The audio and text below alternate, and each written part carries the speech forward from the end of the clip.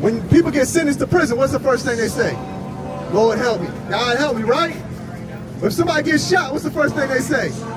They call out for God. God didn't tell you to be on that block late at night wearing colors that you know was going to get you in that situation, right?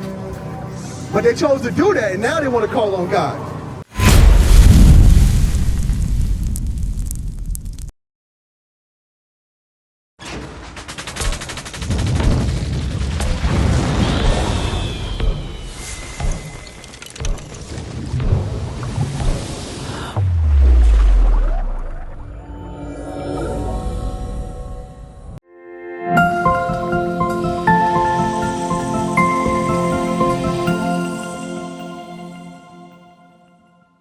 We provoke God to anger.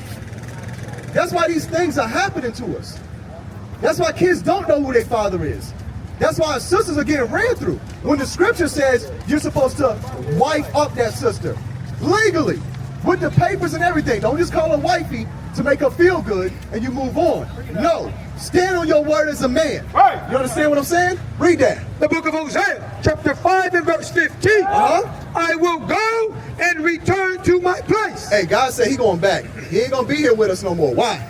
Till they acknowledge their offense. We got to acknowledge that we've done wrong. Read. And seek my face in their affliction. In their affliction, they will seek me early. When people get sentenced to prison, what's the first thing they say? Lord help me. God help me, right? If somebody gets shot, what's the first thing they say? They call out for God. God didn't tell you to be on that block late at night wearing colors that you know was going to get you in that situation, right? But they chose to do that, and now they want to call on God. What we got to do is change from the get-go. You understand? These are the things that we must do. And I'm going to prove it. Let me ask you something. Y'all ever heard of drive-by shooting? You ever experienced it? It's been in the neighborhood and everything? You know what's in the Bible? Drive-by shooting. Give me Jeremiah 9. Read out. Start at verse 20.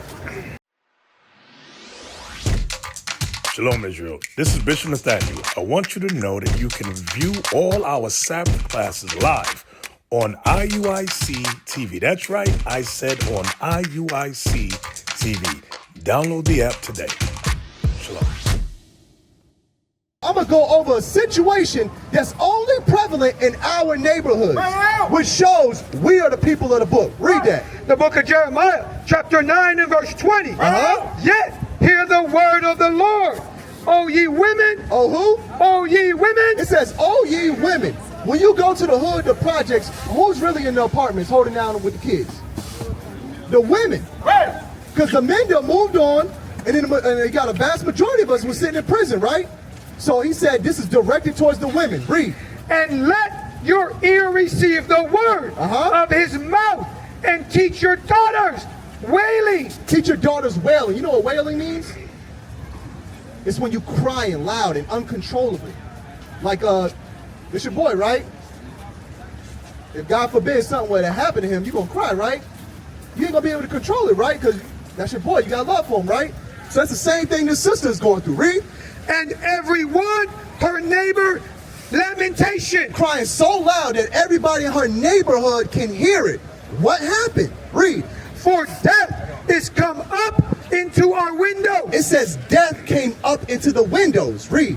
And it has entered into our palaces. Our palaces. It entered into our homes. So death has come up. It went through the windows. Now it's entered into our homes. To cut off the children from without. Now that kid inside there playing their video game just got hit by a stray bullet.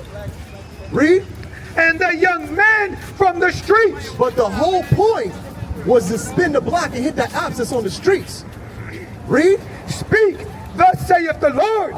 Even the carcasses of the men shall fall as dung upon the open field, and as the handful after the harvestman, and none shall gather them. None shall gather them. Because a lot of our people, they get hit by drive-by shooting, they might get hit.